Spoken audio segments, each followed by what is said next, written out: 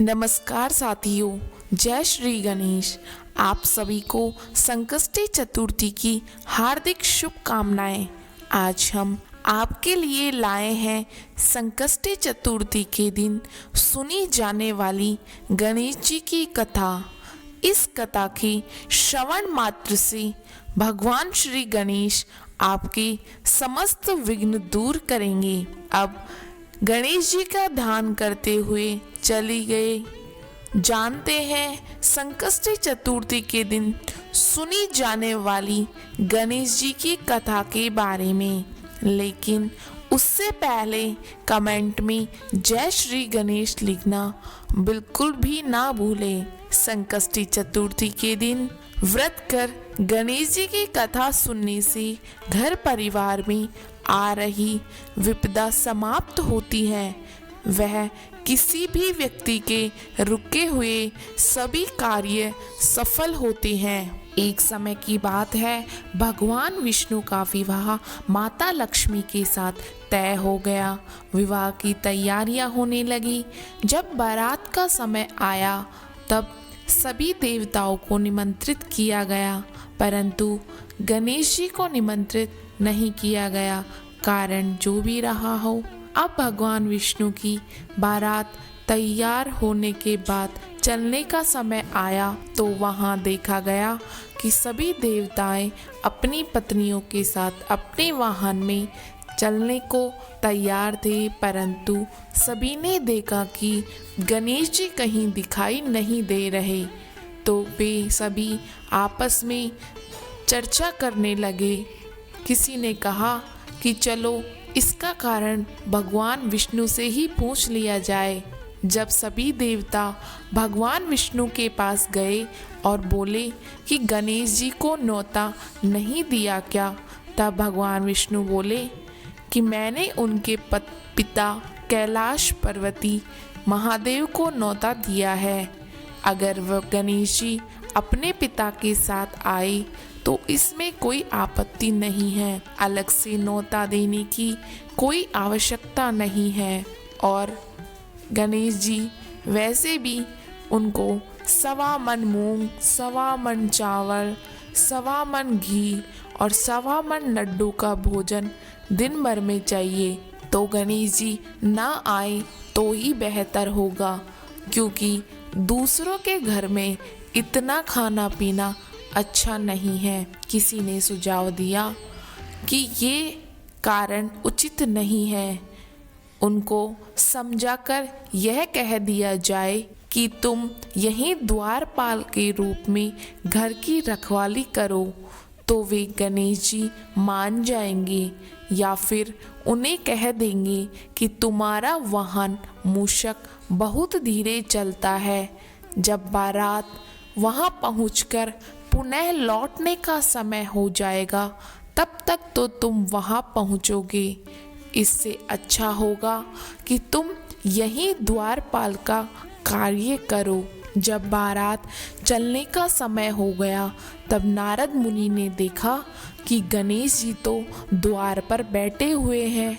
तभी नारद मुनि गणेश जी के पास गए और बोले, आप नहीं चल रहे क्या? गणेश जी ने कहा, भगवान विष्णु का आदेश है कि मैं यहीं पर रहकर द्वारपाल का कार्य करूं। उन्होंने मुझे बहुत अपमानित किया है। नारद मुनि ने कहा कि भगवान विष्णु ने आपको यहाँ द्वारपाल का कार्य दिया है और सभी देवतागण बारात में जा रहे हैं। यह तो उचित बात नहीं हुई। ऐसा कैसे हो सकता है कि समस्त देवतागण बारात में जाएं और गणेश जी ही यहाँ द्वारपाल के रूप में रहे? यह उचित नहीं है। इतना कहकर वो तो वहाँ से बारात के साथ चल दिए, परंतु गणेश जी ने सोचा कि नारद मुनि उचित कह रहे हैं। उन्होंने अपनी मूषक सेना को बारात के आगे ही पहुँचा दिया और सड़क को खोदने का आदेश दे दिया। मूषकों ने सड़क को अंदर से खोखली कर दी। जैसे ही भगवान विष्णु का सबसे आगे वाला रथ वहां गया तो वह सड़क में धंस गया। तब बहुत प्रयत्न करने पर भी रथ का टायर नहीं निकला। बहुत कोशिश की, सबने अपने अपने प्रयास किए, रथ के टायर टूट गए परंतु वह निकले नहीं। पास ही में एक खेत में काम कर रहे किसान ने कहा कि यह कार्य गणेश जी ही सही कर सकते हैं। तभी नारद मुनि बोले कि हाँ भगवान, आपने उन्हें न्योता नहीं दिया तो इसलिए उन्होंने गुस्से में आकर यह कार्य किया होगा। भगवान शिव ने इतना सुनकर नंदी को गणेश जी को लेने भेजा। जब गणेश जी आए तब सड़क को सही किया गया और उनके रथों के टायर को वहाँ पास ही में बैठे एक हाथी ने सही किया। जब वह उन टायरों को सही कर रहा था तब बार बार बोल रहा था, श्री गणेशाय नमः, श्री गणेशाय नमः। उसके इस एक नाम मात्र से सभी टायर जल्दी जल्दी ठीक हो गए।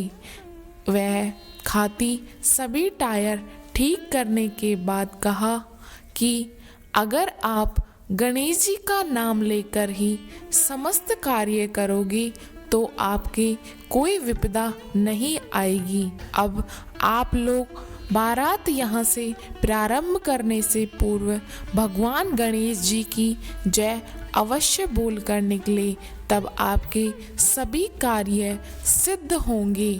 तभी सभी देवताओं ने गणेश जी की जय लगाकर उन्हें अपने साथ लेकर विवाह के लिए गए तो सभी कार्य संपन्न हुए। तब इसे विवाह हो या कोई भी शुभ कार्य हो, सर्वप्रथम गणेश जी को ही याद किया जाता है। उनके नाम मात्र से ही समस्त कार्य सफल होते हैं। हे गणेश जी महाराज, जैसे भगवान विष्णु के सभी कार्य सफल किए वैसे ही सुनते कहते हुंकार भरते सभी भक्तों के सभी कार्य सफल करना। धन्यवाद। जय श्री गणेश।